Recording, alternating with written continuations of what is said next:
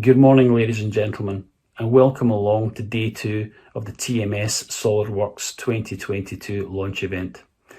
If you attended yesterday's sessions, I hope that you found them interesting and that they've provided some food for thought for you going forward. Today, we'll look at this year's updates for the data management tools for both on-premise and in the cloud, and we'll also be looking at the latest simulation tools for virtual testing your designs to the limit and beyond. Again, we've got a lot to cover, so I'll pass you over to Mike and the team. Over to you guys.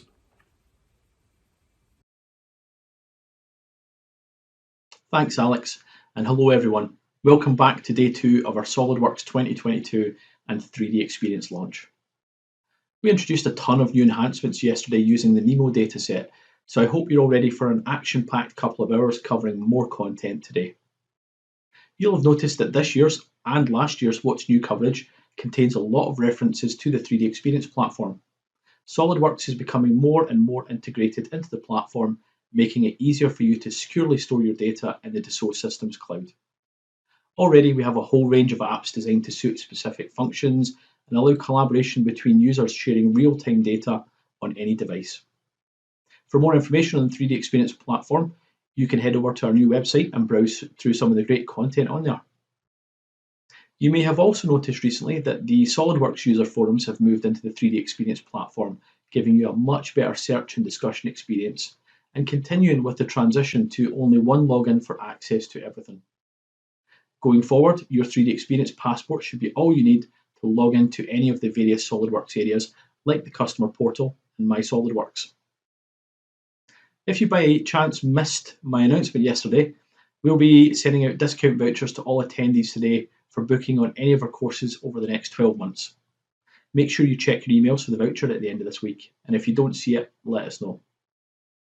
We've really fine-tuned our instructor-led training through use of our dedicated training software, access to our remote training workstations, and our ebooks for reference before your physical manual arrives in the post. The remote workstations make sure we've got you covered if you can't access that area for SOLIDWORKS, or you're having connection problems due to VPN when working away from the office. And certificates are now issued through the Dassault Systems Certification Centre, which follow you with your login, so there's no chance of misplacing that important certificate of completion. We're currently on 2021 FD07 of the 3D Experience platform, but you're probably wondering when the new SOLIDWORKS release will be available to you. SOLIDWORKS 2022 SP0 is targeted for release on November 23rd, so you'll be able to download the latest version from the customer portal when it's released as usual, but let us know if you do require a DVD media kit and we'll have it shipped out to you. You've seen some of the great enhancements delivered over the last few years really quickly in yesterday's presentation. If you'd like to see our breakdown of the updates for 2020 and 2021, you can find them in the What's New playlists on our YouTube channel. You might even spot a few familiar faces in the 2020 video, which was the last time we were able to get out and about to deliver our update roadshow in person. Our 2022 event is being broadcast via Teams webinar. It's very similar to how we presented last year, but with a lot more interactive content, and we'll be running polls and quizzes in the chat window during the session. So you can ask us any questions at that point, or wait till the end when we open up the mics for anyone who would like to ask about any of the new enhancements. And if you're already watching and listening at this point, then there's no need to go over the basics of how to join. Depending on how you're logged into this event, you should have the little chat icon either in the top or bottom of your screen, and I'd recommend that you click this button now if you haven't already. Keep an eye on the conversations. This is also where we'll be adding the quizzes and where you can ask us any questions before the end of the event. If we're all ready now, sit back and prepare to experience day 2 of SOLIDWORKS 2022.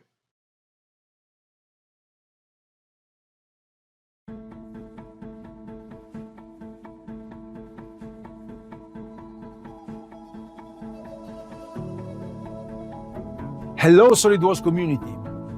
SOLIDWORKS 2022 is just around the corner. It features many enhancements to help you work smarter, work faster, and work together. We have focused on quality and robustness, so your tools are more reliable than ever. And of course, many new features you won't want to live without. Each year, you face new challenges. You rediscover the old ways of working are just not good enough. At SolidWorks, we agree. Each release, we make significant strides to improve the tools you trust.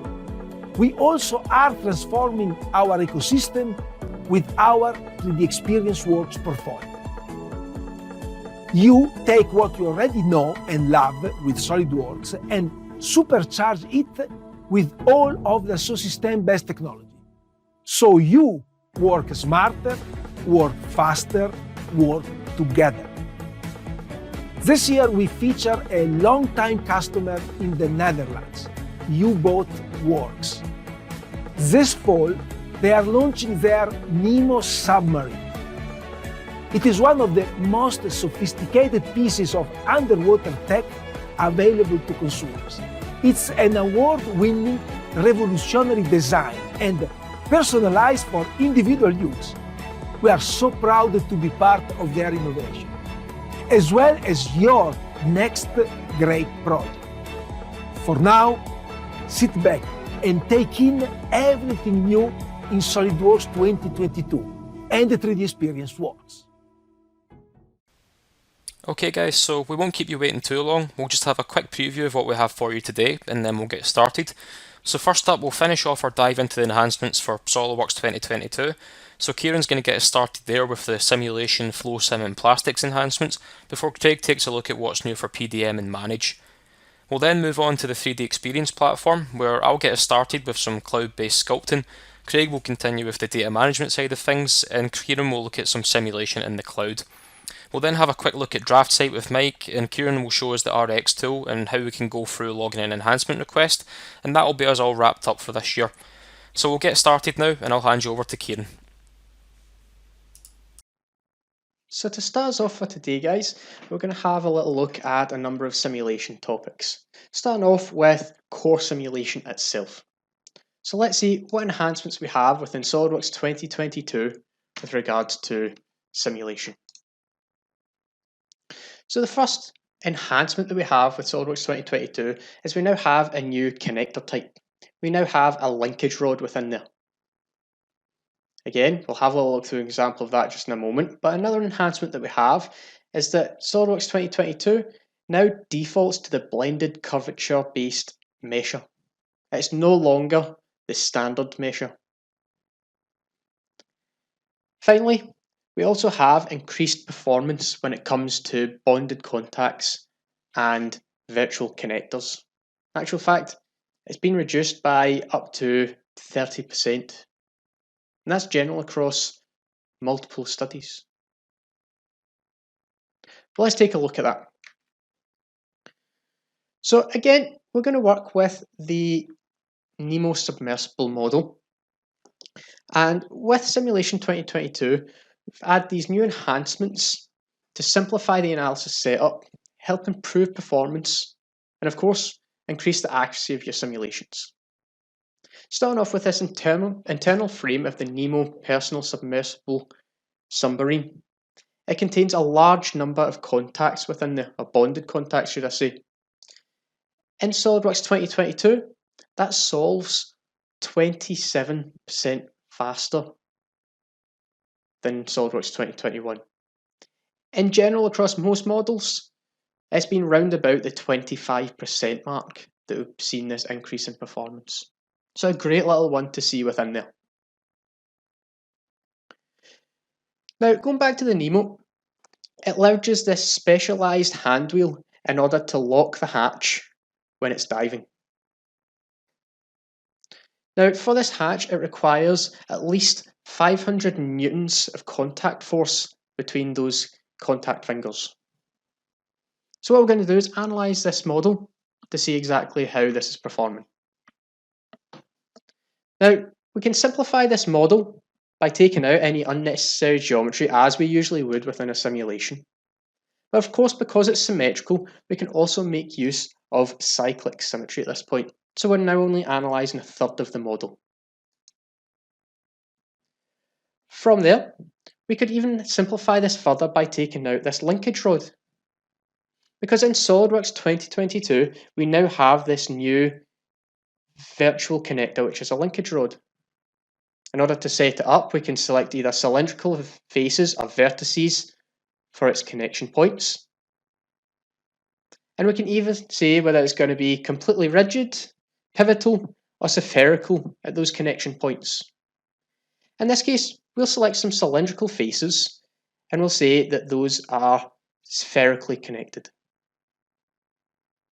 We can then pick a cross-sectional shape along with adding in the dimensions of that. And we now have our new connection rod in place.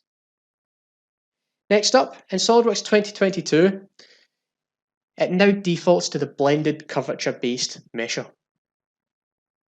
So we'll even see from last year's release, the order of those meshers changed.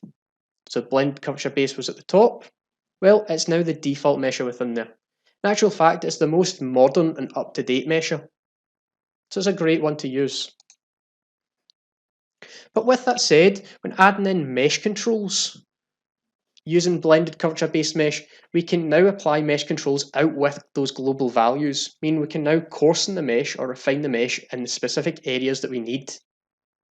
Meaning our results are going to be more accurate, however we can solve our analysis even quicker.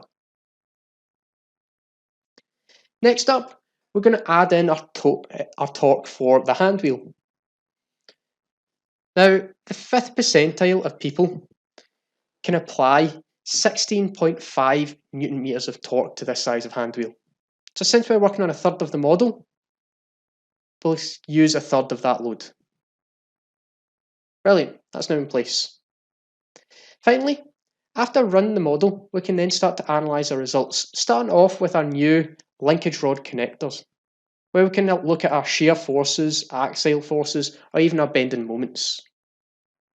Furthermore, we can now look at the area of interest, that contact force. And when we have a little look here, guys, what we'll find is we're just quite not meeting standards. We're just falling short of that 500 Newton contact force that's required. So a change is going to need to be made. So let's try moving the connection point of that connector rod further away from that pivot point by 10 millimeters. After rerun the analysis, checking that contact force again, we'll now find that contact force has been increased by 38%. So we're now well over the minimum requirement of 500 newtons. So our design is now a success. Through these enhancements, SOLIDWORKS 2022 has now made it even easier to set up our analysis, even quicker to solve them, and it's making our results even more accurate and reliable. So some great little enhancements in there to see.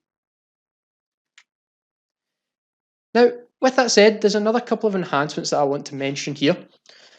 First up, we also have an automatic solver selection for multiple studies now.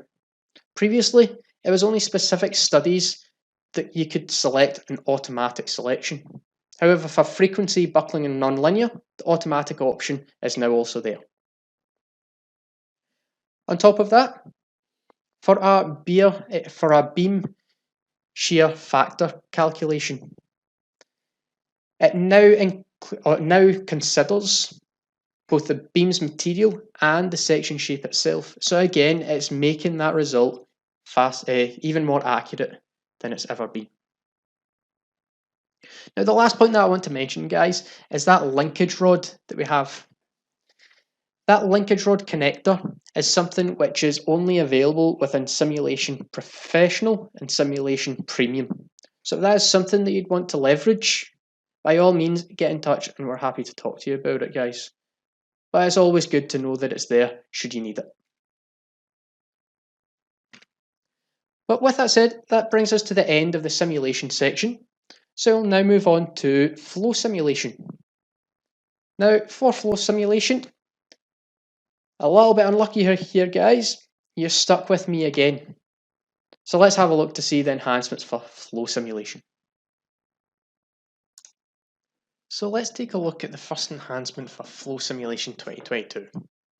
So the first one that we have here is flux plots are now available within the Transient Explorer, meaning we can now see how power moves through the system throughout a transient analysis.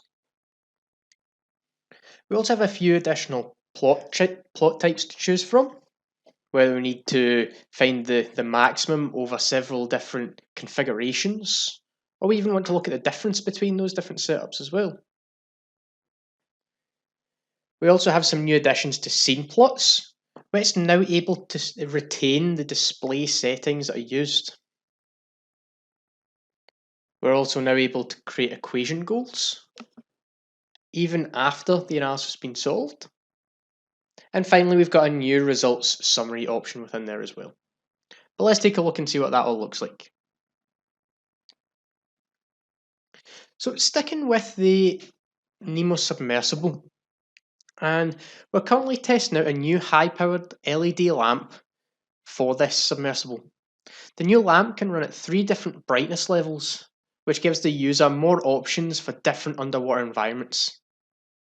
There's also a mixed power setting that will allow each of these 3 pairs of LEDs to run at either 2, 3 or 4 watts. So running a transient analysis while switching the lamp through the different power settings will give us a valuable insight into how the lamp will cool down and heat up based on the external water temperature. New with SOLIDWORKS 2022, we're now able to use the flux plot within the transient analysis that we're run to see how that power transfers through the system as it goes through that power cycle. Along with that, we're now able to create equation goals after the analysis is run. The way it's able to do it is by simply taking existing goals which have already been calculated. In this case, let's create an equation goal which shows the overall or maximum temperature for all the LEDs over the entire transient analysis. And it's just that easy. Now, we're also run a new experimental setup where each of the LEDs can now run at a different power rating. In order to analyse these, we've set up a series of steady state analysis, where we can then come in and start to compare those results. Now previously, we'd simply have to put 2 plots next to each other in order to compare them, but sometimes that's not good enough. But new with simulation or Flow Simulation 2022, we can now look to see the overall maximum between those setups and the overall minimum. Or we can even look to see what the difference is between those 2 plots as well. We also have the new option with Flow Simulation 2022 for this new results summary, which gives a generalized overview of all the results across all of those setups. So we can see it at a high level. Also, with 2022, scene plots have also been updated. So it's now able to retain all of the scene information, whether it's the zoom that you have on it, the transparency of your model, the orientation of it. So we can now see that those models or those scenes are going to be how we want them every single time we run it. With all of these enhancements with Flow Simulation 2022, I'm sure you can agree we can now have a more in-depth look at the cases that we're looking at. Now, a few of the points that weren't mentioned there, guys, I also want to talk about. With 2022, probes within plots. If we were to copy a plot from one study to another, in previous releases, the probes would be lost. However, now, if we copy a plot over that has some probe points within it, the probe points are also copied across to the additional study. So a great one to know about. We also have a new little enhancement to check geometry, where we're now able to create both solid and fluid bodies within there. So if you want to try and see what that fluid body looks like, make sure it's what you expect, that's now doable. We have a new option to remove missing entities as well. Now we've all been there before where we set up our analysis, we run it through, and then all of a sudden, oh, the geometry's changed, we need to go back and change some geometry, come back in. And what we'll notice in some of our setup is it comes up with those little errors saying the geometry is now missing. Well, we now have an option simply just to select to remove those missing entities now. So it makes it a whole lot easier to clean up. And finally, For crop regions or for surface parameters, crop regions are now also accounted for, whereas again in previous releases it wasn't factored in. So a nice little enhancement to have. Now that wraps up the flow simulation section, guys. So we'll now jump on over to plastics. And again, you've got me just for a little bit longer. So let's have a look at that. So the first enhancements that we have for plastics. Well, we've got some new boundary conditions in there this year for if we want to create some family molds. We've got some updates to our sketch-based runners. We've even got a new injection location advisor, which can not only provide you with injection location, but it also calculates the optimum pull direction based off your geometry. We've got some updates to the material database. And finally, we also have the run button from the mouse button click, which is always a great one to have. It now better aligns with all the other simulation applications as well. So let's take a look at what these look like. So sticking with the Nemo here, if we zoom in on this top section, we'll find that we've got these two plastic covers. Now these two plastic covers are bolted onto hoist hooks within there, but what you'll notice is we require both a left and a right-handed version of it. Now we'll have a little look through the setup of a plastic analysis here. So starting off where we can apply our material, and that's where the first enhancement is to highlight within 2022. Because there's been over 100 new materials added within there. Not only that, over 1,500 of the materials have also been updated to give a more accurate solution, or more accurate results. Next up, let's calculate out for the best injection location within there. And notice how it not only picks out the injection location, but it's also indicating the appropriate pull direction for this part. In this case though, we've decided to go for a sketch-based runner. Now again, the sketch-based runner is has a great little update for this release, where we can simply type in the values that we want, and this new flip dimension option makes it easier to make our selections, because we've all been there before, where we accidentally pick the wrong one. Not only that, notice how we no longer need to specify the number of elements along that runner. It automatically calculates us out depending on the geometry that we have there.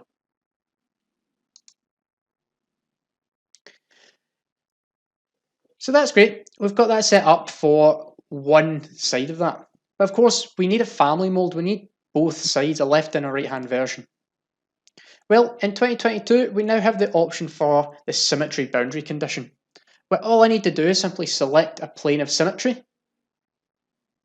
And as long as it cuts through the sprue, we'll find that it creates both the opposite hand cavity within there, as well as the runner itself. On top of the symmetric boundary condition, we also have the cyclic boundary condition. Maybe we need multiple instances of this component, where all we need to do is specify the axis that cuts through the sprue and the number of instances that we need. Now, the other great thing about these boundary conditions, guys, is even if we're using a solid geometry runner, both these boundary conditions still apply. Just simply select the appropriate faces to pick from there. Now, that was just highlighting there how that run button is now within the right-hand click as well, making it quicker and easier throughout your workflow. And for you guys who are used to using simulation or flow simulation, it aligns with that as well. We can now run from that right mouse button click. Now, when we're looking at our results, whether it be our fill, our pack, our warpage, using the symmetry boundary condition is always a great way to view it. That way we have a full understanding of the family mold itself. Because of course, if we're simulating the family mold, we'll want to see exactly what that looks like as a whole as well. So I'm sure you'll agree there's some great little enhancements in there for SOLIDWORKS 2022. But those aren't all of them. There's a couple more that I want to mention here as well. First off, there's been some great improvement to the solvers for plastics with this release. That being in a general overall conception, the cooling solver, or cool solver, is now 20% faster than ever before. Even better than that, the direct solver is now 50% faster. So it now means that we can get our results even quicker.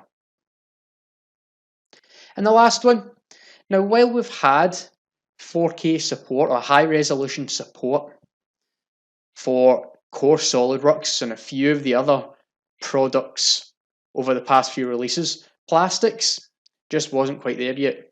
However, we can finally say that plastics can join that group. So if you're ever fortunate to have a 4K display, you'll now no longer have any issues using SolidWorks plastics with it. But with that said, that wraps up my section on plastics here, guys. So I'll now pass you over to Craig, who's going to take you through the enhancements for PDM. Thanks for that, Kieran. So what we'll look at now is some of the enhancements in regards to PDM. So product data management inside SolidWorks for both PDM Standard and PDM Professional.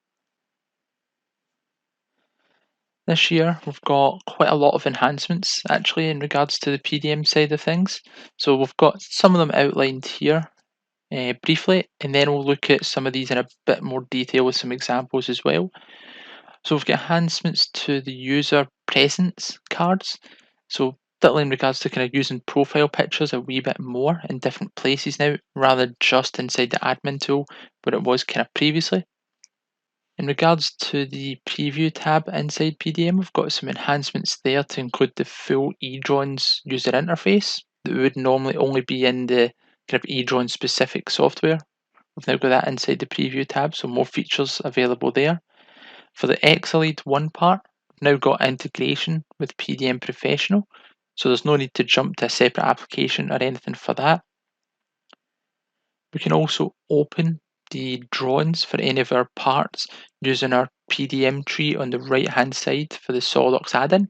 So we don't have to go to File, Open or Windows Explorer to find the reference drawings for any of our individual parts.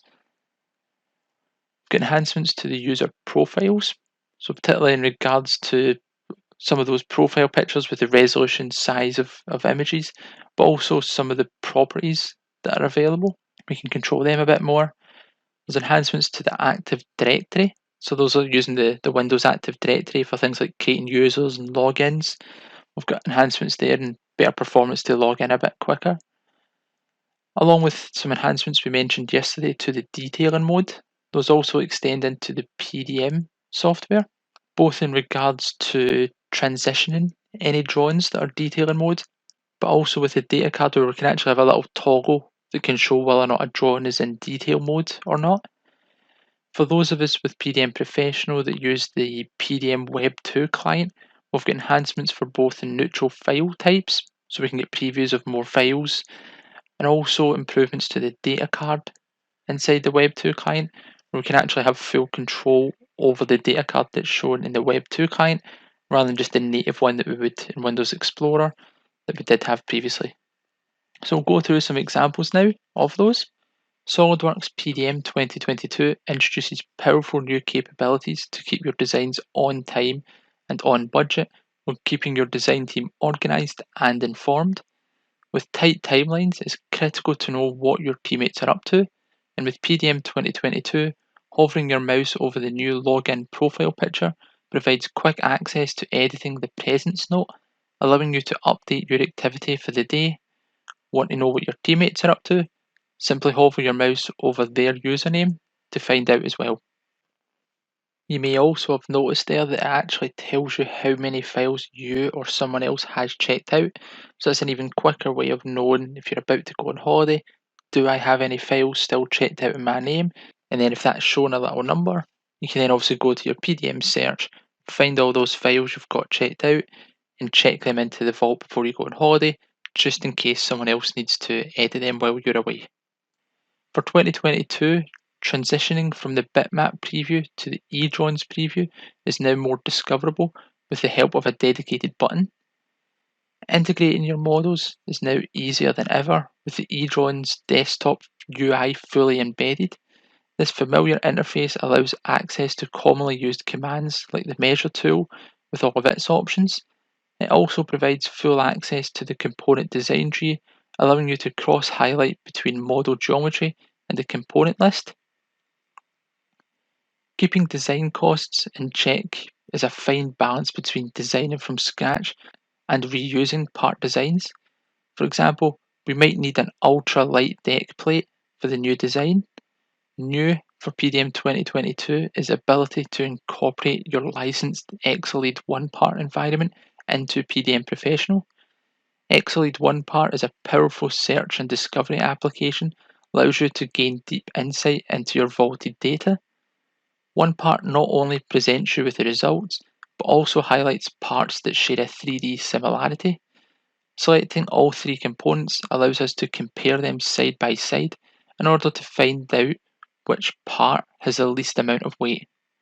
With that part identified, a simple button click opens it in SOLIDWORKS, allowing us to complete the assembly design while avoiding the cost of creating a duplicate part. No design is complete without ensuring the drawings are updated. New for PDM 2022 is the ability to use the Open Drawing command regardless of what the drawing is named or where it is located inside the vault. This command has been added to the right mouse button menu for the PDM add-in, allowing you to quickly access component drawings as well. As an admin, bringing new users into PDM is now easier than ever. The Users and Groups node has been consolidated, making them easier to find. The user property card has been updated as well. For Active Directory users, the profile picture is now imported directly from the Windows Active Directory, and there are more user fields available, making it easier for properties to be mapped over. In the group property card, administrators can now overwrite the Windows group name with a more descriptive name, making it easier to identify in the tree. Ensuring company standards is a key capability of SOLIDWORKS PDM, and new for 2022 is the ability to block the transition of drawings that are saved in detailing mode. In addition to the transition block, a new system variable has been added for drawings saved in detail mode. This new variable can be utilized in places like the data card in order to provide enhanced visibility to the state a drawing is in. Receiving supplier designs in the form of neutral formats is an easy way to expedite the design process. New for Web 2 is the ability to fully preview these formats. STEP, IGES, Parasolid, STL, JT, and ACES can all be viewed directly in the web browser. Also new for Web 2 is the ability to customize the data card, removing properties like project name and project number from the card view is now easily accomplished in the administration tool. An option called Show in Web Card is available for each property control on that card. Additionally, a dedicated web card editor has been added. This tool allows you to rename fields that otherwise would have displayed the variable name. The layout of the card can be toggled to the tree mode, allowing admins to drag and drop properties where they like. Once saved, simple refresh of the browser updates this view. With new user controls, search integrations, and preview capabilities, SOLIDWORKS PDM 2022 provides the tools you need to help maximize your productivity. So that was just a little example of most of the enhancements inside PDM, although there are still a few that we haven't been able to cram into this video. Quickly recapping some of those enhancements. We've also got the enhancements to the kind of Active Directory and as well as the users and groups side of things. So pulling in that information from the Windows Active Directory and controls, but also potentially renaming some of those users and groups to make it a wee bit easier to use inside PDM. Also, when we're importing any of those groups, we can actually kind of stop the search and trying to find particular groups, which can be particularly useful if you've got very large Windows groups for those of us with large companies and a lot of employees. And we can also change the custom property mapping to decide what properties we want to actually pull from those Windows directories into our PDM groups. which helps with the fact that PDM now has additional properties shown for each of our users and groups. We've got enhancements to the properties that are available inside our data card, where we looked at earlier a little preview of showing whether or not a drawing is in detailer mode or not. But there's also other enhancements inside the data card as well, with additional properties and additional options inside there. And then for configurations, we've got enhancements to both the display options we've got inside there, but also different options for what the default value we might want displayed for certain boxes. We've also got improved support for the different categories inside the data cards when we're choosing our drop downs for things like lists and drop down boxes. And that's when we're searching for things like our kind of special values, so bits of information that the PDM system already knows in the background, not necessarily the individual variables that we might have created ourselves. So we've got more to pick from there. And also we've got some improvements generally to the performance of PDM. So whether that's opening up previews in the Web 2 client, opening up the data card, editing and saving the data card, viewing information on those data card, but also bringing up some of the kind of pop-in boxes. So things like displaying the change state dialog box when you try to complete a transition. And if you're using the Active Directory, improvements to the kind of importing, updating, validating the logins, such as logging in the morning, or just generally searching for the list of all the users or groups. And it was mentioned for those of us that were on the What's New content yesterday, obviously for PDM, if you are looking to update to 2022, just pay attention to which version of Microsoft SQL you're using, because SQL 2014 will not allow you to update to PDM 2022, so you will have to update to SQL 2016 or newer in order to get these enhancements. And Microsoft did also change the licensing model for 2016 onwards, so just pay attention to your SQL licenses in case you have to go to a Microsoft reseller to purchase different SQL licenses. And with that, that covers the PDM changes. So we're now going to move on to look at some of the enhancements to SOLIDWORKS Manage with 2022. To take a look at some of the stuff that's new with SOLIDWORKS Manage 2022, it will be myself again that's going to take us through that. So we'll start off by just having a quick look at a wee overview of some of the enhancements with SOLIDWORKS Manage. Some of them will start with enhancements and changes to custom HTML notifications, where we can get certain bits of information automatically highlighted for us. And along those lines, we've also got web links or hyperlinks, whichever you prefer to call them. They can provide us direct access to the web portal, either on an ad hoc basis or inside certain notifications. We've got quite a few enhancements to the bill of materials and BOMs, kind of shown on both sides here, for various different types of supports and linked BOMs and that we can create. There's a number of enhancements as well to tasks, whether that's setting and viewing the tasks inside SOLIDWORKS, so getting a kind of list of tasks and filtering between them, but also once those tasks have complete, being able to kind of mark them as incomplete. If maybe there's something wrong that's went with the task or something just has to be redone, we can do that in there. And also we've got changes to the Microsoft Office add-in, where we can have a little kind of ribbon tab at the top of kind of Word and Excel and all of that with some of our manage commands. But to go through them and some others in a wee bit more detail, I'll take us through a little example and get some demonstrations now showing those off. SOLIDWORKS Manage 2022 introduces convenient new ways to access, share, and document your designs. New for this release is the ability to create HTML formatted notifications. These notifications can be visually customized to highlight key information to users. Also new is the ability to incorporate web links, allowing users to easily access the record in the Manage web portal. This ECO is requesting the tank supplier assigned in the bill of materials be reviewed and updated to the preferred vendor.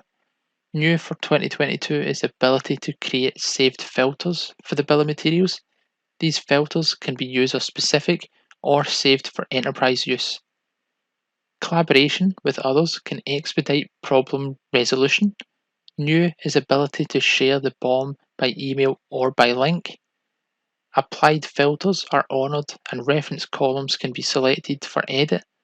This shared BOM allows key stakeholders the ability to edit the bill of materials without having to access SOLIDWORKS Manage. Once edits are saved, these changes are reflected in the original record. Dashboards can also take advantage of the new web link capability, making it easy for users like project managers to access key projects while on the road. This design task has been marked complete, but needs to be revisited. New for 2022 is the ability to uncomplete a task, allowing the assignee to finish any loose ends. For SOLIDWORKS users, the Manage add-in has many new enhancements. A tab has been added allowing users to see their assigned tasks, and a convenient filter option filters only tasks that have SOLIDWORKS files connected to them. Familiar tools like the task board are also available with the added ability to create new tasks directly from the board. For the structure view, selecting a specific component now shows any comments that have been made on the record, allowing users to see feedback associated with the design. New in 2022 is support for top-down bill of material designs. This assembly has 2 items manually added to the BOM, each with a quantity of 2. These 2 files now show up in the dedicated tab called Manually Added Files, allowing easy access for them to be placed in the assembly model. Once added, they turn red and can be removed from the list. Uniquely serializing components provides important traceability, and capturing uniquely serialized components as linked records is a powerful capability of Manage. New for 2022 is ability to reference the linked record BOM directly in the drawing. Additionally, these linked records are now just a right mouse button click away, providing quick access to supporting documentation like this certificate for conformance. New in 2022 is the Manage add-in for Microsoft Word, Excel, and PowerPoint. This add-in provides convenient access to common Manage commands. Document properties like the description of this Word document are easily added. In addition to referencing the active document properties, you can also access the properties from a completely different record, saving time and ensuring accuracy. With the new ways to access, share, and document your designs, SOLIDWORKS Manage 2022 takes the management of your product data to the next level. So with that, we'll have a quick look and summarise some of those enhancements, as well as look at a couple of other ones quite quickly that we weren't able to squeeze into the demo. The first one is that SOLIDWORKS Manage will now remember some more settings that you set last time, such as the option to show the latest version of child components. Previously, it would default to its value whenever you logged out and logged back in, but will now remember that option. We've also got additional property information available inside SOLIDWORKS for things like the references, tasks, any comments, configurations. We can reorder the list of tasks, and we also have the ability for users to create timesheets for a project stage, regardless if they're actually listed as a resource or not. And we've got that little tick box to whether or not we want to allow users to be able to do that or not. It's also now much easier to open up files that are attached to SOLIDWORKS PDM. And then with those tasks, we can have any tasks being automatically assigned to a particular user that we might have selected in our kind of tasks module, which streamlines that process a little bit for the managers. We also have the ability to control exactly what happens to a process or a case if it's deleted or once it's fully complete. Remember now that we can also mark something as incomplete as well that we showed during the demo. And also in the admin tool, we also have a little setting for the task notes in regards to the editing of those. And then finally, I've got a couple of changes to the administration side of SOLIDWORKS Manage, with a handful of new options available within there. With that, that's again just some of the enhancements to SOLIDWORKS Manage. Again, there is a few that we've not quite been able to cram into things. But with those, that does actually take us to the end of the SOLIDWORKS 2022 deep dive section. So what we're actually going to do now is look to move on to the next section, which is actually going to be looking at the deepest capabilities available within the 3D Experience Works. And for that, I'll pass it over to Scott, who's going to introduce that section and start us off. So over to you. Alright, thanks Craig. So that completes our section on the enhancements to SOLIDWORKS for 2022. So we'll now take a look at the 3D Experience platform, and we'll start off with this section on cloud-based sculpting before Craig and Kieran take a look at the platform's data management and simulation capabilities. But first of all, let's take a look at some subdivisional modelling. So innovation is the essence of product design, and it can be a big competitive advantage. It requires creativity, agility, and the ability to develop concepts as quickly as possible. The parametric surface modelling delivers on creativity and agility, but the process is time consuming, requires a level of expertise, and needs thorough planning. Subdivisional modelling, though, is spontaneous, requires minutes of training, and changes are seen in real time. So leading the concept design of the Nemo, we've got Dan, the industrial engineer, and Don, the mechanical engineer. So first of all, let's jump in on Dan in 3D Sculptor as he takes on the initial body concept. So every concept design has a unique starting point, and in this case progress has already been made on the underlying frame assembly. Now these files were designed in SOLIDWORKS, but they're readily available for Dan to reference in the 3D Experience platform. While other concepts might start with a hand sketch, with X shape that isn't strictly necessary. Subdivisional modelling gets its name from the loops of edges and vertices that surround the shape. The more there are, the more control you have. But like a spline in SOLIDWORKS, it's better to start with less than more. The main user input is the on-screen manipulator, which is called the robot. The shape is always edited with respect to its position, so Dan can move it to the left edge to keep that side stationary. Pushing and pulling the geometry is the main interaction in sub-D modelling, and the robot can be used to translate, rotate and scale the shape, as you can see there. Now the other half of the battle is selecting the geometry, but fortunately in X-Shape there are plenty of shortcuts for this. For example, Dan can shift select two faces and pick up the entire loop of faces in between. By default, all faces have a C2 level of curvature, however selected edges can be creased at any time to enhance this style. In this case, by dragging the slider, Dan can adjust the smoothness factor applied to this crease. And because X-Shape runs in a browser, it can also be used on a tablet, so Dan can swipe his pen across the screen to influence the top row of vertices. Switching to the other orthogonal views makes it easy to swipe, shape and position his first sub-D body right where it needs to be. And the robot can also be repositioned onto an edge, and this way Dan can precisely control the direction of his translation. Precision can be applied to the length of the translation as well. An on-screen ruler appears to snap to an exact dimension. And now that one side is done, Dan can move on to the hood.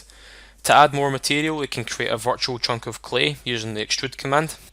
And after pulling some of the faces over the centre plane, that plane can now be used to apply symmetry.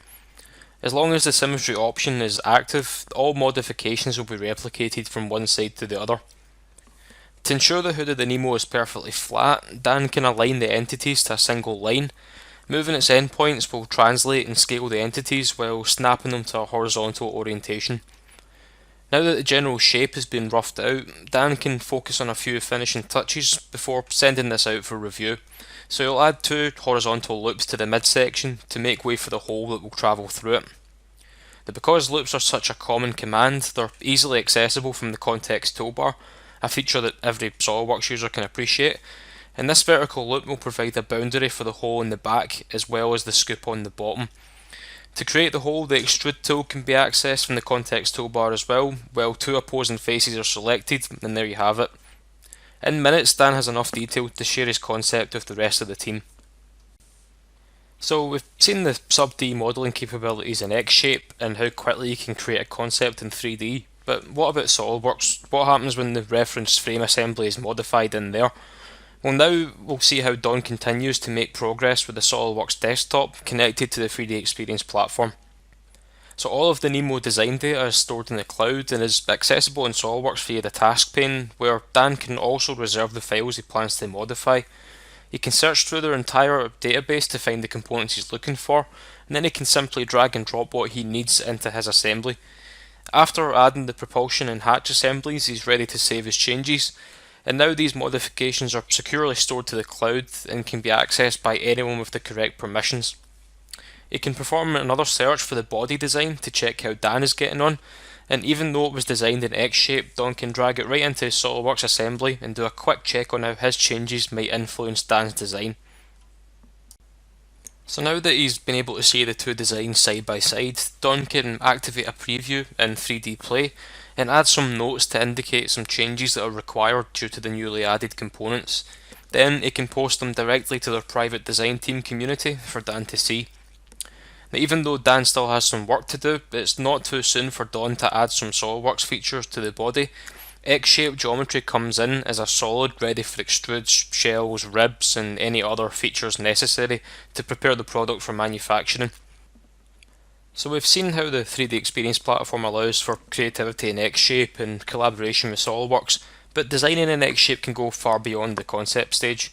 So let's revisit Dan as he refines the final body shape. As Dan is working in X-shape, he receives a notification for Don's post, which takes him directly to their community where he can review the proposed changes and let Don know that he's on it. A quick refresh to the frame assembly and it's up to date with Don's latest design. Of course, the exact same assembly structure that exists in SOLIDWORKS is visible in X-shape, so Dan can start thinking about his changes. To keep his design tree organised, Dan creates an ordered geometrical set where he can keep all of his reference sketches, and by converting the outer diameter of the hatch opening, he'll have a clear view of the edge that he'll need to blend the opening of the hood to. Rather than adding a loop of vertices surrounding the entire perimeter of the body, Dan can add a localized group of entities with the subdivide command. Now he can select the new loop of edges on the hood and the corresponding edge on the hatch. And finally, the align to curve command lines up Dan's X-shaped geometry with Don's SOLIDWORKS assembly. Just like style splines in SOLIDWORKS help to parametrically control splines, the cage view in X-shape shows the underlying constraints which drive the curved surfaces, making it clear when edges are out of alignment. After selecting the vertices in sequence, Dan can easily align them to each other, and the side view reveals that the front faces of the hood are also out of alignment. Once selected, they can be made coincident to each other from the context toolbar, just like you would with mates in SOLIDWORKS. And to get the correct angle on the front faces, Dan can select the entities and reposition the robot to the pivot point. If this was a face that required a specific draft angle, Dan could snap to the on-screen protractor to dial it in. To make sure that he leaves the coincident faces undisturbed, Dan can once again reposition the robot, and dragging the webbing of the robot will ensure that his translations maintain the alignment of those faces. After a few more adjustments to the hood, Dan is ready to look at the pathways for the thrusters on the side of the design. He'll prepare a set for each one, not just for organisation, but also to remove the order dependency within the design tree. Using the cylinder shape and automatically creasing each end will make it easy for Dan to locate the first pathway in relation to the vertical thruster. In a similar fashion, he can duplicate the process in order to model the space required for the horizontal thruster. So there are now 3 separate solid bodies that can be combined to form the final shape, and similar to SOLIDWORKS, the combine feature has multiple options for Boolean operations. After selecting the bodies and choosing the subtraction method, we can see that this looks good, but Dan also notices the intersection between the vertical and horizontal pathways is a little bit too high. So in order to fix this, Dan will need to lower the vertical pathway, and because each body was placed in a separate set, Dan is still able to see the horizontal pathway even though it exists below the vertical pathway in the design tree. This allows Dan to position the vertical pathway in relation to the horizontal pathway without the need for trial and error.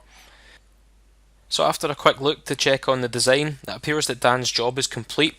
So jumping back to SOLIDWORKS, the model has been updated and Don has made further progress on the parametric features. He's even split the body into multiple components, so it won't be long before this project is wrapped up. So as we can see, X-shape provides an unlimited amount of design freedom and flexibility, but you can use it to design much more than just a concept. The subdivisional modelling environment is one that every product designer can benefit from. So now I'll pass you back to Craig, who's going to look at some data management in the cloud. Thanks there, Scott. So what I'm going to do now is take us through some of the stuff in regards to the cloud data management. So I took us through the PDM side of things earlier. Now we're going to look at similar stuff but in the cloud with the 3D Experience platform.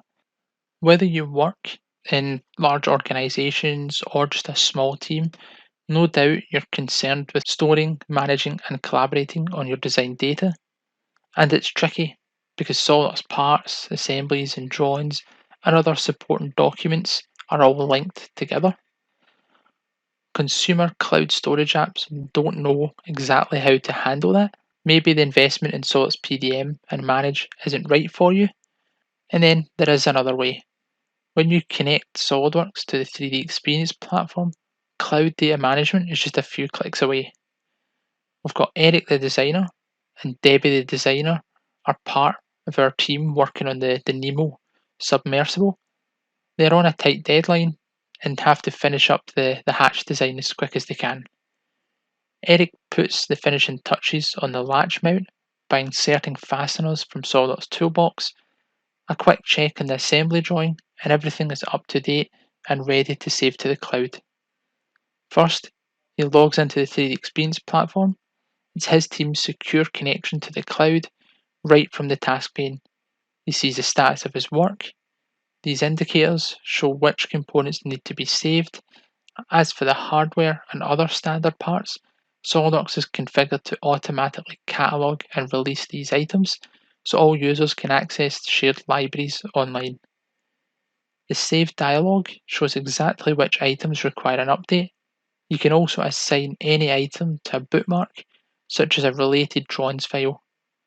Out of a long list of components like this, bookmarks are a convenient way to flag them for easy access.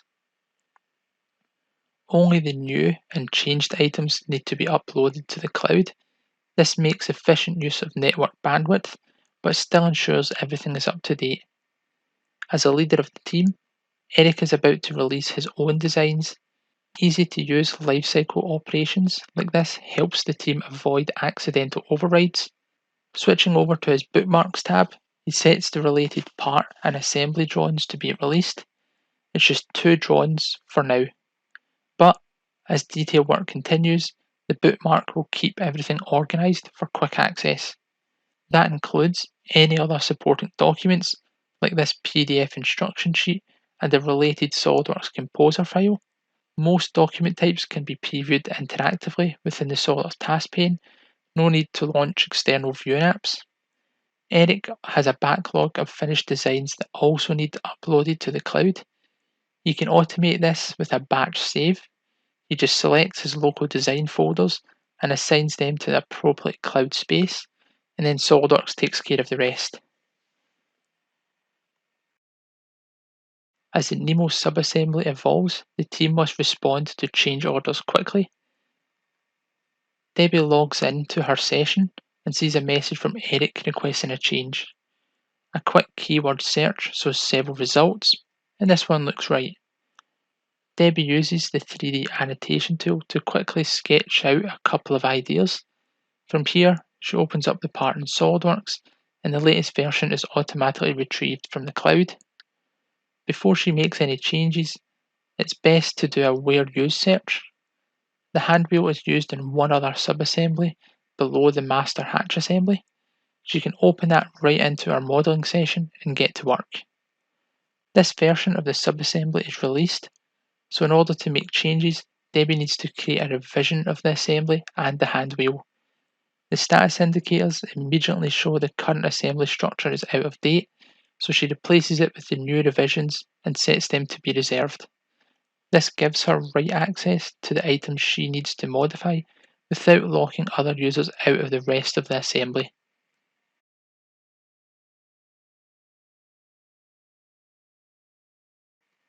The redesigned hand wheel now looks great, but she needs to update the drawing. The shared bookmarks give Debbie quick access to the related drawing files. The drawing is now in sync with the part model, so she sets it to save to revision B, then sets the part and drawing to a frozen state so they can be reviewed. Returning to the assembly, she finishes out the design by adding the latch mechanism and saves the new drawing back to the cloud.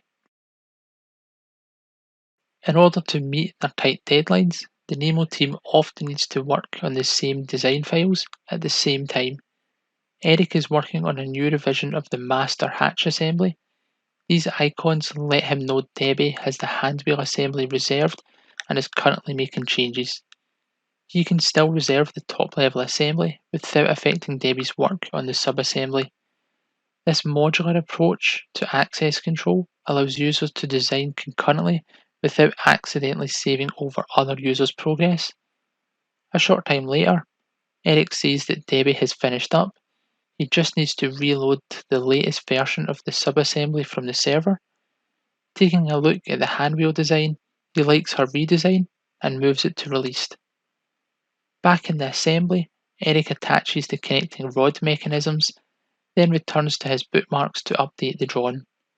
Bumping the assembly and drawing to revision B, he's ready to save. The revised hatch assembly requires a new version of the supporting documents. From the conveniency of the Bookmarks tab, Eric uploads the latest version of the Composer file and uses the interactive preview to inspect the latest revision. So, out of the box, cloud data management enabled the Enovia team to be productive right away. They were able to safely store their data, manage changes, and design concurrently, all without ever leaving their familiar SOLIDWORKS design environment. Everyone in the organization benefits when you connect SOLIDWORKS to the 3D Experience platform. And with that, I'll hand it back over to Gian, who's going to take us through some more enhancements in regards to the simulation side of things. Thanks for that, Craig. So yeah, the last section that we've got to look at for the 3D experience, guys, is simulation without limits. So what happens once we've got all of our data into the cloud and we want to simulate to validate our designs?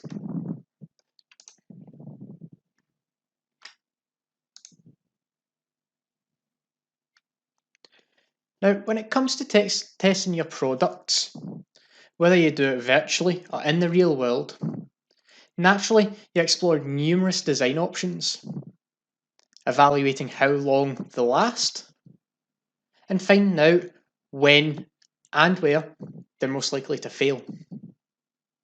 But that's no easy task when you've got all of those subtasks to explore. When simulating numerous physics and loading scenarios, collecting up all of this data and trying to make sense of it can be quite a daunting and, let's be honest, time-consuming task as well. This is especially the case when all of our design tools or analysis tools are disconnected or limited in some way. But believe it or not, there's a better way that we could do this. The 3D Experience platform. Now, the 3D Experience platform provides a collection of well-known, best-in-class simulation apps. And they all come from industry-leading technologies, including Abacus, FE-Safe, and a whole load others. Just all well-proven applications. The best part about it, it connects directly with SOLIDWORKS. So we can now smoothly go from our designs into the 3D Experience platform in order to carry out our validation. Now, to take a look at this, we're going to go for a real-life scenario here. And here we have Adam the analyst, who's working on the Nemo submarine to help satisfy the safety and certification requirements for this Nemo.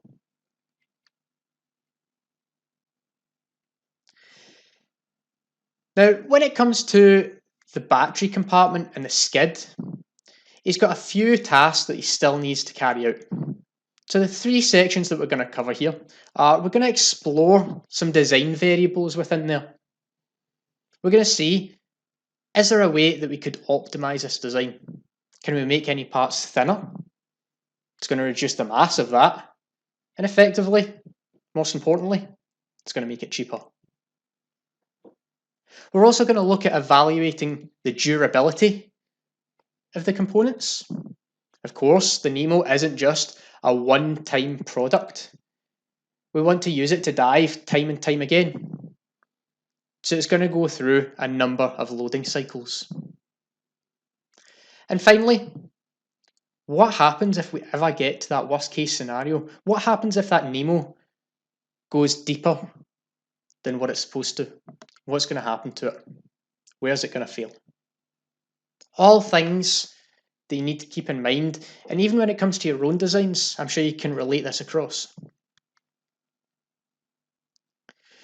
So, for the Nemo, with a depth rating of 100 meters, it's critical that the battery compartment can withstand the pressure beyond that depth to ensure safe operation.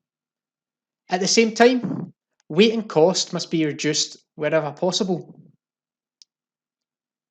In order to do this, Adam considers the thickness of the steel tube and the stiffeners and defines the associated dimensions as parameters that can be optimized for this design. He then saves the updated model to the platform and launches the Model Assembly Design app to start the simulation process.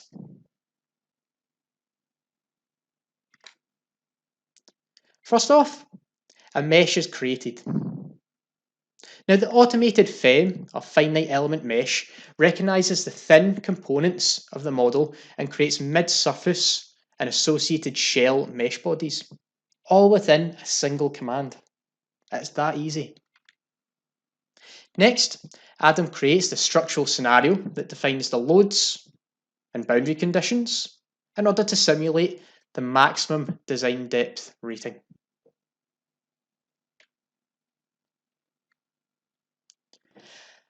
At first glance, the results look absolutely great. In actual fact, it's really obvious that this design is over-designed. So in order to carry out some optimization, Adam then launches the Parametric Design Study app, selecting the parameters they'd like to update. Once the study is done, Adam can then easily interpret and compare the performance of the various configurations.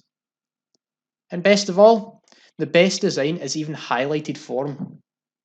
It couldn't get any easier. It even tells you what is the best design. With one click from there, Adam's then able to create a new model and study using the optimal parameters. That way, Adam can then take a closer look. But before we get to there, Adam's got a few additional steps that he needs to carry out. And that's then going to take us on to the durability stage. So we've looked at how we can automatically optimize our design. But how is it going to withstand multiple load cycles?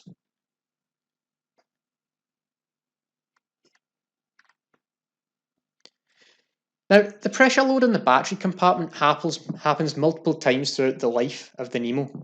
But another loading condition that repeats is the impact of the skid landing during storage. To simulate this second loading condition, Adam creates an explicit dynamic study to accurately capture the rapid changing stresses from the landing cycle. How exactly does the skid come into contact with the floor? Adam lets the solver figure this out all by itself with one simple yet very powerful component or general contact interaction.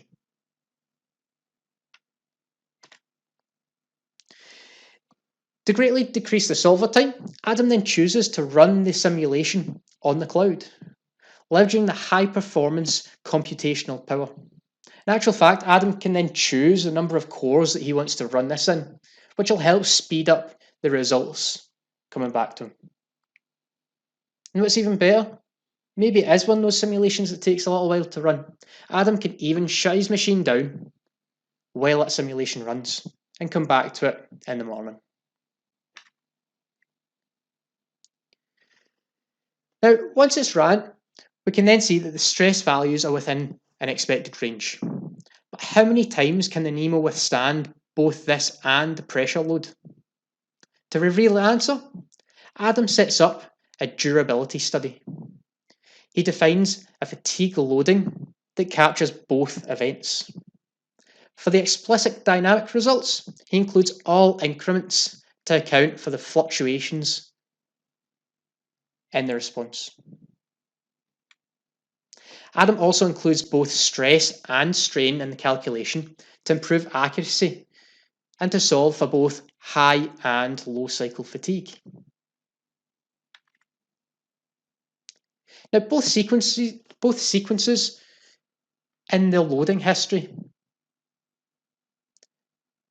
but they are exclusive events. They don't happen at the same time. We're not going to have our battery at its deepest depth that it's going to go to at the same time that it's getting loaded back onto the yacht that it's stored away on. Those are two separate events. So in this case, he turns off the inter-event transition option. Lastly, he then defines the base unit finish and solves for the results. Now, the results are not only available to Adam, but they may also be viewed by other collaborators from the internet browser. So everyone can get the latest information instantly, all from one place. And the other good thing about it, guys, you don't even need to have a laptop or PC. It can be from a tablet, a phone. You can see these wherever you like.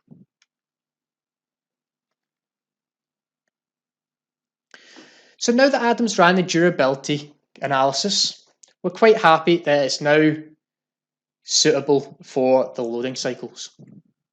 But what happens about that worst case scenario? Well, Adam's last task is to check for this ultimate failure within the Nemo.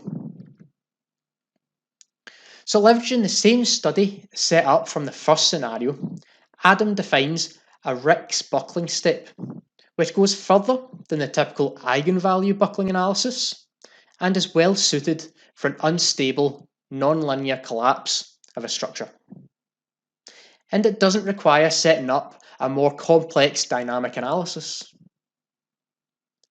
Processing the results is simple too.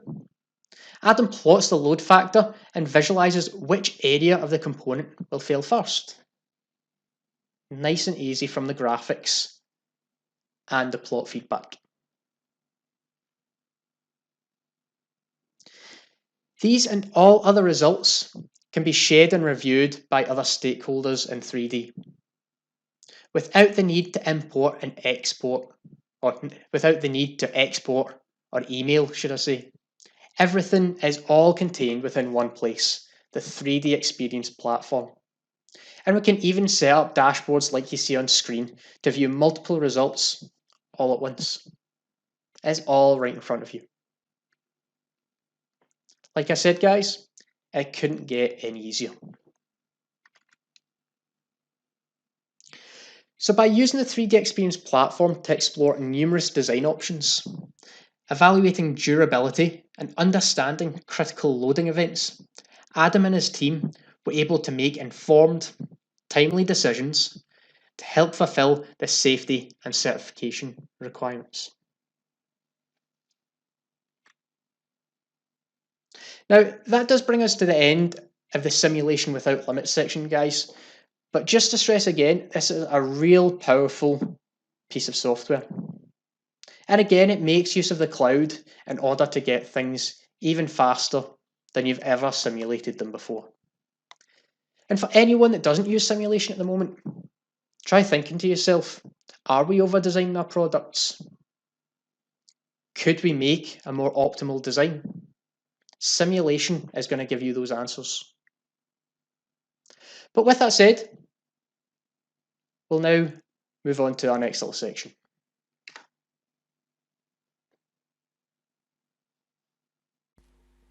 Let's take a look at DraftSight now, which many of you may already be familiar with if you're converting files or have to work with 2D data. Originally, DraftSight was just a tool to create, edit and view DWG files, but Dassault Systems have added much more functionality over the last couple of years, and it's fully integrated with the 3D Experience platform in all its various forms. Computer-aided design has been around for a long time, and DWG is still the most popular format for 2D drawings. It came from AutoCAD, but has it really changed all that much in 40 years to help you be more productive? Where did all those maintenance dollars go? DraftSight has similar capabilities, a familiar interface, and more flexible licensing. DraftSight offers more for less. DraftSight has many flexible options for licensing, so you can choose what is the best license configuration for you: perpetual, term, or floating. DraftSight looks and feels just like AutoCAD, and it's compatible with all versions of DWG drawings. With a familiar user interface and common commands, you can be productive right away. There is no learning curve for AutoCAD users. In DraftSight, you already know the commands such as purge, layers, and array. Modifying dynamic blocks, it works just like you'd expect. In this example, we are going to change the direction of the door by selecting an arrow, or select its size from a pull-down list. It is that easy.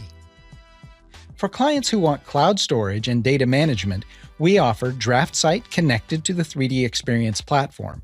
It brings centralized storage for all your DWG data with revision control and maturity built right in. Drawings can be attached directly to tasks, and management will have full visibility to the status and progress of each individual or group task assignment. DraftSight offers more for less. Instant productivity with lower cost and more flexible licensing. So that's a really quick first look at how easy it is to use DraftSight as your 2D CAD tool of choice. If you need any more information on the different versions available, or have any questions on how you can deploy DraftSight in your organisation, please get in touch. So, with SOLIDWORKS 2022, as we can all agree, there's some great new features coming out with it. What I'm going to talk briefly now is about the features that are already included within SOLIDWORKS. So first of all, we've got the RX tool. To start off, open the RX tool just like any other program. What we do is we go to the Windows search bar and search for SOLIDWORKS RX. With the SOLIDWORKS RX tool, you will need to search for the version that you're currently having problems with.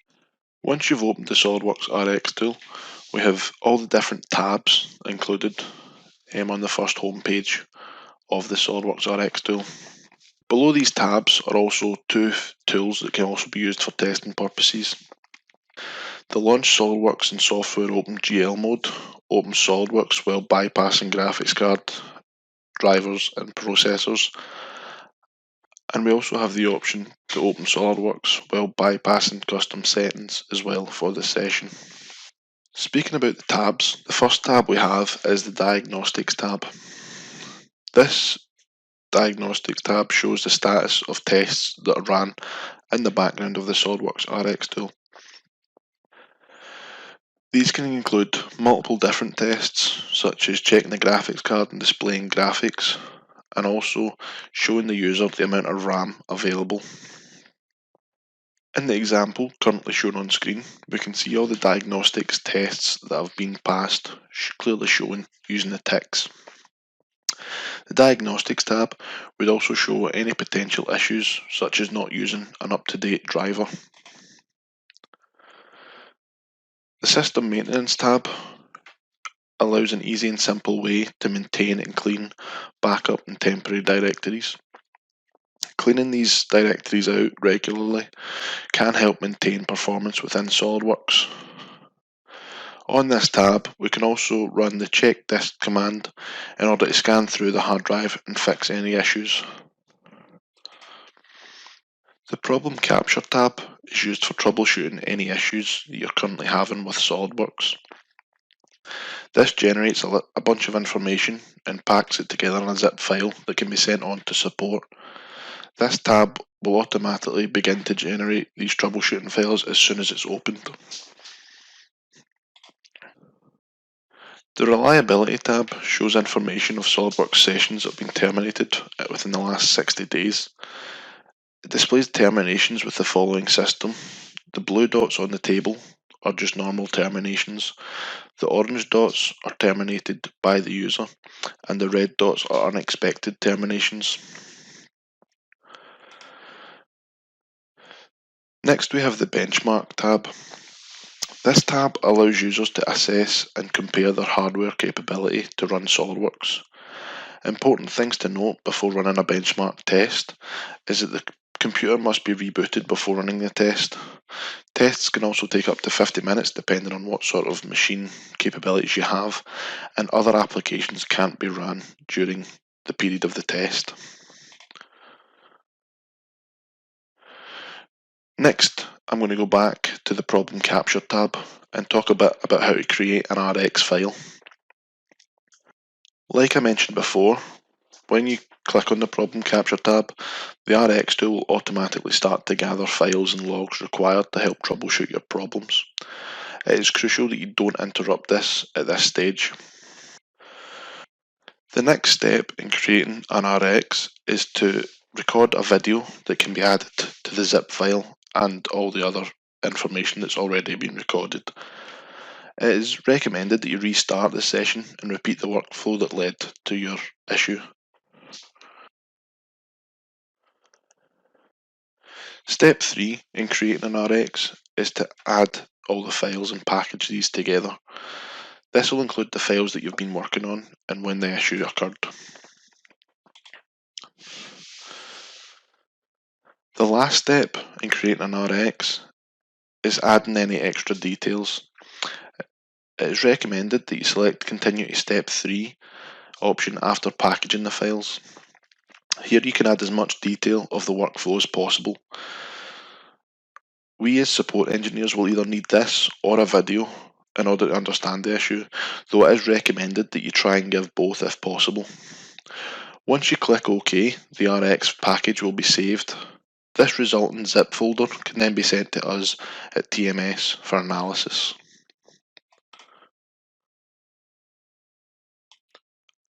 I'm now going to move on and talk a bit about enhancement requests and what they are. So to start off, what is an enhancement request? Have you ever been sitting and wished that SOLIDWORKS software was able to do something in a particular way, or a new feature was added that would allow you to create models easier? If you have a great idea that you believe should be implemented into a future version of SOLIDWORKS, this is what's known as an enhancement request. It can be anything from a new idea you want to see in SOLIDWORKS, new behaviour you want something to have, or even a new functionality. So over the last 2 days, we've spoke about loads of new features within the 2022 software. And if there's something that you maybe thought that might be a good idea, this is what's known as enhancement request. So how do enhancement requests work? When an enhancement request is created, SOLIDWORKS will review the impact of this request based on the following: the current impact to the customer, the future benefits to the customer, how feasible it would be to add this request, the time it would take to implement this request, and also any other side effects this request might have on other features. So how do you create an enhancement request? Step 1 of the process is you need to have a customer portal account. This can be done by going to the web address you can see on screen. From here, you'll need to either log into your customer portal, or if you don't have one, you'll need to hit the button for Create a SOLIDWORKS ID. Here you'll need to fill in some details, including your email address and serial number. Once you have registered, you will be able to sign in and then begin to use all the resources available to you. Step 2 would be searching previous enhancement requests that maybe already exist. Obviously, with SOLIDWORKS, there's millions of users worldwide, so some of these ideas may already have been submitted as enhancement requests. So what we want to do is we want to just search before creating another. After searching for an enhancement request, you'll be able to see what enhancement requests have already been submitted before. So as you can see for this example, I've selected to search for dark mode function. As you can see, I've found this dark mode function has already been submitted as an enhancement request. So in this case, I could just vote for this enhancement request rather than creating a new one. If you've searched for an enhancement request and you don't see anything that relates to what you're looking for, this is the point that we can now create our own enhancement request. And this can be done at 2 points. It can be done next to the vote option in the pre-existing enhancement request, or it can be done under the search bar when searching for enhancement requests. Once you create your own, you'll be given this form you see. Give as much detail as possible. If possible, include screenshots and videos and really get as much detail in as possible. You then need to hit submit and that's you done. Simple as that. The next steps in creating an enhancement request is that once the enhancement request is created, it will be given an SPR number.